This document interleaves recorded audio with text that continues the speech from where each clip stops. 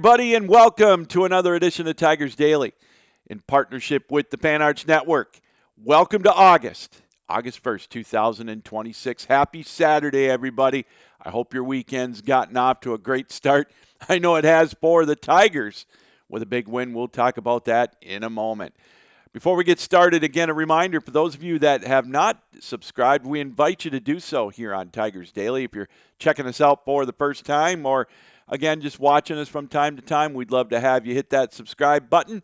We talk all things Tigers, the good, the bad, and everything in between. The latest on the trade rumors, and boy, they are swirling in Motown. And, of course, we talk about all the games from the night before and what's ahead for the Tigers. So, again, welcome to another edition of Tigers Daily, episode 31. For those of you that have subscribed, I say thank you very much. The response has been absolutely amazing, and it's all because of you, and I appreciate it. All right, first question. When you saw the words bullpen game last night, how many of you had a shiver go down your spine or, just think, oh, my goodness, here we go again? Yeah, we'll talk about Casey Mize getting scratched from the start yesterday in a few moments, but on the flip side of that, how could you ask for a better outing in his debut for Supermax, Max Clark? 3 out of 4 plus a walk, a couple of runs scored, an RBI. He tried to duplicate what Kevin McGonigal did in his MLB debut, going 4 for 5 earlier in the year. But man, oh man, what a debut for Max Clark, and what a game for the Tigers to bounce back after that ugly gut punch on Wednesday afternoon against the Orioles. Dylan Dingler got the grand slam for the Tigers. They opened up a narrow 2-1 margin with 7 runs in the 8th inning, and then, of course, a few more in the 9th as Ben Malgeri got his first career home run as well for the Tigers. 13-1, a big win for the Tigers as they gain a game in the wild card chase. The White Sox won again, so Detroit, their deficit is still, I believe, 6.5 games. But now the Tigers, with this monster win last night, monster in a 13-1 win over this Athletics team, they broke it open. As I said, they're now 3.5 games out of the wild card chase. I know there's a bunch of teams still in the chase, but again, a big debut for Max Clark. We talked about it. 3 out of 4 plus a walk. I got to tell you, it's just, I know it's just one game. I get it, and I'm not saying that he's going to be another superstar potential for the Tigers. I'm not going to put any labels on him, but he brought a lot of pedigree with him. He brought that swagger, so it's fun to enjoy it, and we're going to enjoy it. It's exciting. It gives you that a little bit of hint of breath of fresh air, and I'm not going to say what took so long. I get all that, but it's exciting to look at what's in store in this lineup for the Tigers. Now, again, they've got McGonigal. He's able to play short or third, so that put Baez at shortstop, his natural position. And he can flip-flop between second and shortstop too. And now when you've got Max Clark in center field, it just adds an extra dynamic. You don't have to worry or maybe shudder with all due respect, to James Outman. He just doesn't have it as a starting everyday center fielder. So it gives Detroit another weapon. I'm not expecting Clark to go 3 out of 4 with getting on base 4 times every game. That's ridiculous. But anyways, it's exciting to see. They put Gleyber Torres at DH and started Hao Yu at second. Here's my only worry. And again, I don't want to nitpick about a 13-1 game. But here's something that kind of I know it was close, and I get it. But now A.J. Hinch, we all know he tends to overmanage every once in a while, right? That's an understatement. He's pinch hitting for Hao Yu. Now, Hao Yu is probably carrying one of the most hot bats on the Tiger roster since his call-up back on June 1st. I just don't want him to get in the pattern of pinch hitting and platooning Hao Yu. Now, I know he may not do it often, but they've got a couple of options with Gleyber Torres either DHing or playing at second. But who knows? We'll talk about the trade wins in a little bit. Gleyber Torres, he could be on that trade list as well. So it's just another option, but I honestly worry about A.J. Hinch over managing and maybe potentially now starting to platoon Hao Yu Lee after the bat that he's had pretty much helped carrying Detroit through this June and July stretch where they've gotten into contention. So that's just a concern. But back to the bullpen. How about it, huh? Ty Holton got the start, pitched a couple of innings, gave up the first run, and then Ty Madden, 3 innings. He got the win, 2-hit relief. Drew Summers, one of the guys that I have not very much faith in right now, he pitched superb when they needed him to keep it a 2-1 lead. He came in with 2 innings, no hit relief, 3 strikeouts, and call up Emmanuel DeJesus. We'll talk about him with his numbers in a little bit. He came in, just called up, by the way, for the Tigers. He pitched 2 innings in relief to help seal the deal for the Tigers. So a bullpen game for the Tigers. Again, like I said at the top, how many of you shuddered when you saw that? You thought, oh my goodness, here we go, especially after Wednesday. They got the job done. Detroit snapped that losing streak. They would take game 1 of the 3-game set against the Athletics. So a big win for the Tigers, big in the such that they were able to gain a game in the wild card standing. And that's all you can ask for right now as they stay in that wild card race. All right. We talked about the bullpen game. The reason for that, Mize was scratched yesterday morning. It's funny, right before we came on air yesterday, it was announced that the Tigers were scratching Casey Mize from his start on Friday, yesterday against the Athletics. So the trade winds are swirling. I know he was disappointed. He wanted to start, and I get it. He's a competitor. He's just like Skubal. He's got that bulldog mentality in him. But I understand why they did it. So now here it comes. The trade winds are blowing. Casey Mize, is he going to be dealt? When is he going to be dealt? Now, it's funny that it was noted.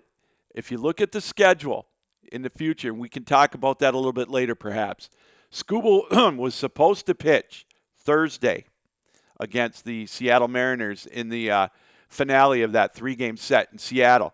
Now, I don't know if it's damage control or they're trying to put up a smoke screen. Now they're saying that he may pitch Tuesday.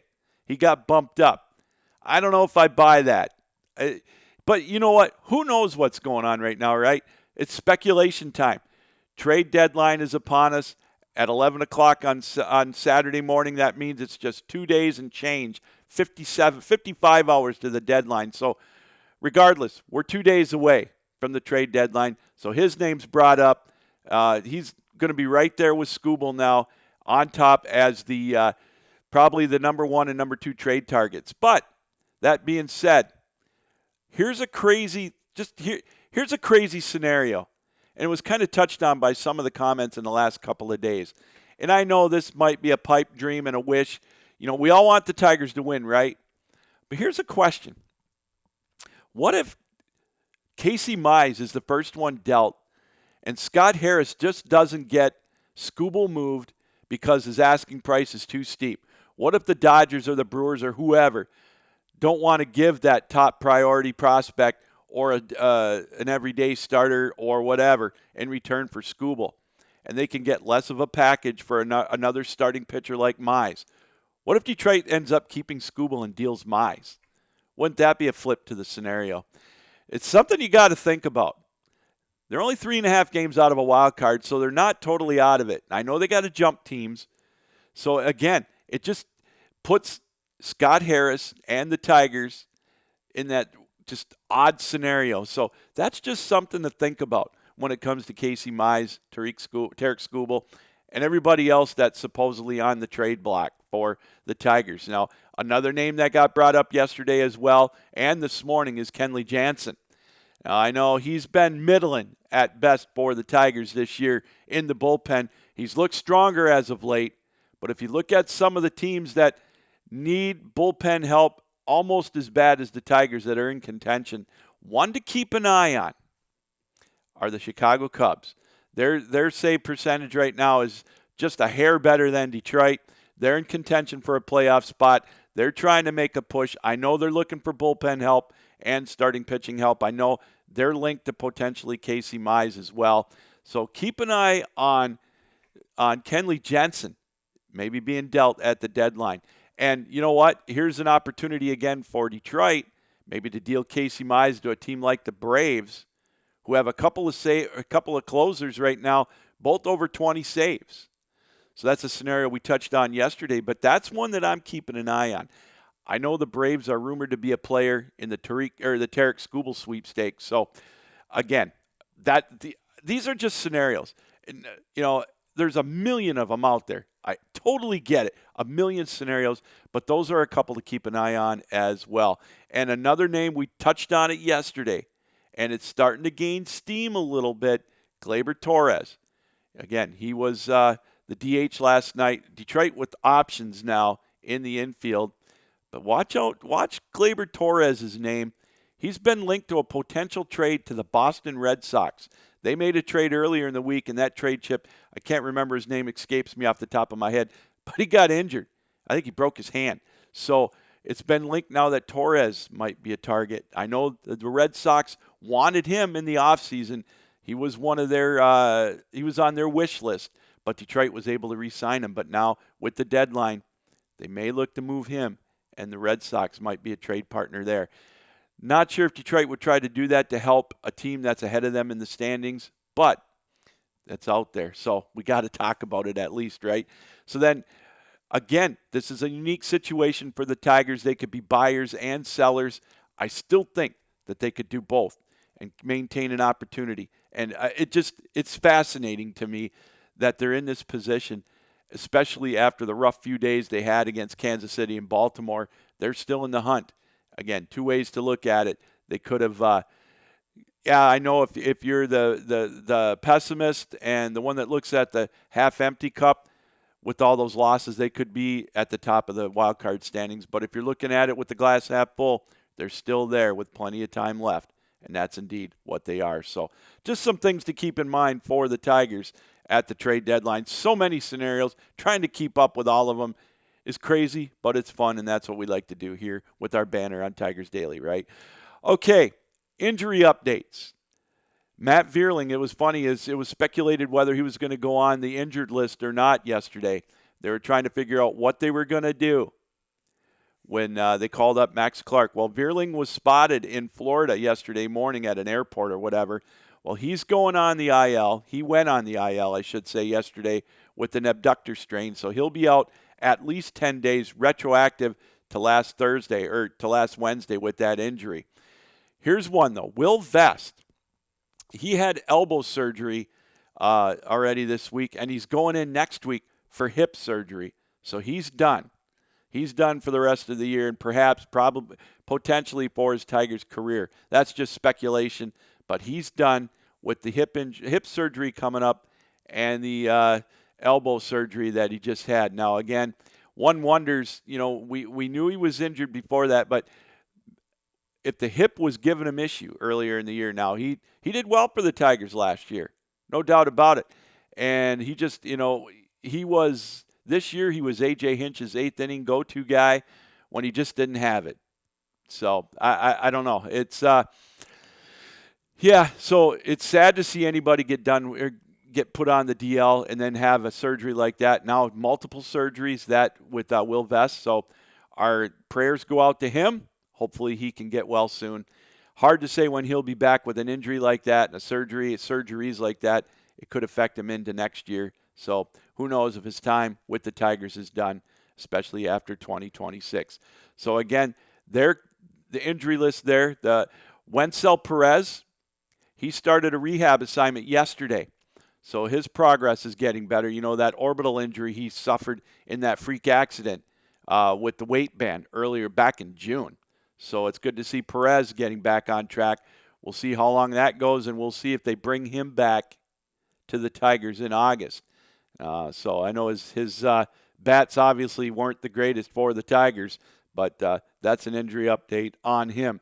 Now, with all that being said and done, Emmanuel DeJesus was called up. We talked about it. He was called up yesterday, made the trip out to Sacramento, I beg your pardon. They're not Oakland anymore. And as we mentioned, he pitched the final 2 innings for the Tigers. It's great to see him back in the lineup. I was a little dismayed and a little frustrated or surprised by when they sent him down towards the end of June or whatever it was, after he was doing so well for the Tigers in the bullpen, and one wonders what took so long to get him back up after all these outings where the Tigers blowing these opportunities. In his last 8 appearances with the Tigers before he was sent down, he didn't give up any runs. He was very stellar in the bullpen for the Tigers. So it's good to see him back in the bullpen for the Tigers. Now, he gave up 14 runs, but 9 of them were in the 2. He gave up 5, I think, in his first appearance or second appearance, and then 4 right after that, and he settled down. Very reliable out of the bullpen. So this is a good arm for the Tigers to have. He can eat a couple of innings in relief. He's done that on multiple occasions for the Tigers. And that's exactly what they need in that bullpen. That's A.J. Hinch. His mentality, every reliever should be able to go multiple innings. Well, there you got a guy. Let's keep him up in the bullpen for the Tigers. Brent Hanafy was sent down for the Tigers. So he just didn't have it. You could tell he couldn't really get anybody out against right-handed pitching. So Hanafy sent down to make room for DeJesus being called up. And with Max Clark on the roster, they made another minor league move, a name that escapes me at the moment, but didn't spend much time. I don't even think he was on the team for the Tigers. I think DeGrilla or whatever was his last name. So anyways, those are kind of the roster moves for the Tigers and the injury updates. And the latest on Jack Flaherty, it was rumored that he may spend more time than the 10-day DL or 15-day injured list. No new news on him yet. The rumors are, though, it may take longer for him to get back in shape for the Tigers. So, again, another scenario where we'll see what happens with the Tigers with the rotation. Now, Jackson Jobe, it was rumored out there that he was pulled from a scheduled start. That's not the case. He's continuing on his rotation. So we'll see, though, if Jobe gets called up for the Tigers on this road trip or if they wait perhaps until he gets back from, or until the Tigers, rather, get back from the road trip here out west when they take on the Athletics, the Mariners, and the San Francisco Giants. So just kind of some updates right there for the Tigers on the injury list and the transactions. And now the waiting game continues, as we mentioned, with the trade wind swirling for the Tigers, with Skubal, with Mize now being scratched, of course, and you've got Drew Anderson's name being linked out there, bullpen arm for the Tigers. He could be on the move. A lot of teams need bullpen help. So here's one. So you've got that, and you've got Kenley Jensen. We talked about him. Gleyber Torres, rumored to be potentially going as well. But again, before we go to our next subject, another call-up that I want to keep an eye on. I've talked about him as a potential trade chip, but I'd love to see him get an opportunity perhaps with the Tigers, and that's Justice Bigbie. Right now, he got called up from Erie to Toledo. He was batting .331 in Erie with 9 home runs, 50 RBIs, OPS of about .875 or something like that. Detroit's got some decent sticks in the minors. The pitching I'm not as enamored with, but he got called up to Toledo. That could mean one of two things. I know we're anxiously awaiting Max Anderson to get the call up, or perhaps Briseño. But here's one to keep an eye on with the Tigers. I'm really high on Justice Bigbie. Let's see what he does with the Mud Hens as he got the call up from Erie, having a great year. He's a career minor league hitter of a tick under 300. So he got the call up as well, and we'll keep an eye on him as we move forward here in August. All right, some of the things that we like to do as well is we like to take a look at the numbers that go on with that are associated with the Tigers. Now, we've got Max Clark on there. We talked about it in the beginning. Let's go over his line from yesterday. 3 for 4 with a walk, so he was on base 4 times. A couple of runs scored and an RBI. What a stellar debut for Max Clark, a maximum debut, as we said earlier. So it's exciting for him. He and McConaughey, the Wonderkin, we talked about them going up together. They got moved up together last year from Single A over in West Michigan. Over to Toledo, they went right up to Triple A. And, of course, we all know with McGonigal on pace, if he's not the leading candidate for AL Rookie of the Year, I don't know who is. But Max Clark's numbers, stellar. as well for the Tigers. Obviously, he's not going to be able to keep up that torrid space, but it's something cool to see as well. How about this for the Tigers? In the last 3 games, this is absolutely amazing. They've scored 35 runs. I mean, and I know they've won 2 out of 3 of them, but if you couple that with what they had in the opener against Baltimore, 40 runs in 4 games, and they're only 2-2. They've got a run differential now of plus 40, which is second in the American League, I believe. And again, they're 6 games under 500. So that just tells you the woefulness of the bullpen for the Tigers this year. So the bats are there for the Tigers. Amazing numbers. It's mind-boggling. And this is the highest 3-game output, obviously, in the season for the Tigers. So it's funny to kind of keep an eye on, for the Tigers. And we go back, again, 36 runs over the last 3 games, plus 25 differential. So their differential is more than plus 40. Let's see if we can take a look at that. Their differential right now is plus 50 on the year.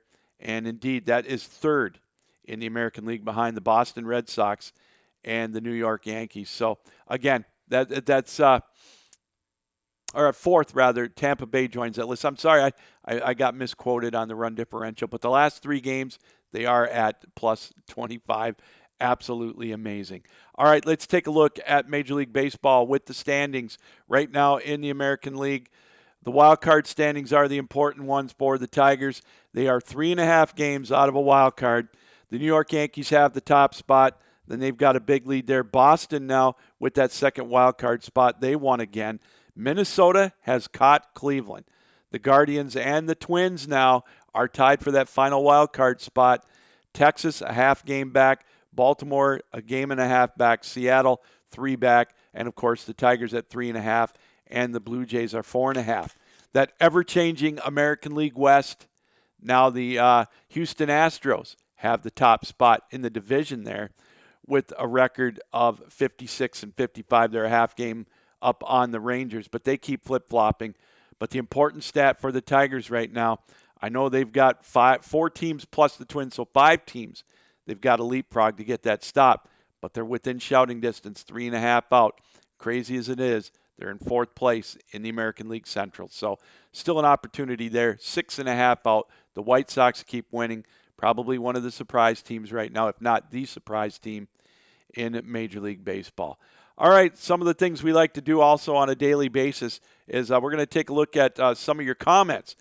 Hey, you folks are taking the time to participate here in the chat, and I absolutely love it. So let's get to some of the comments here.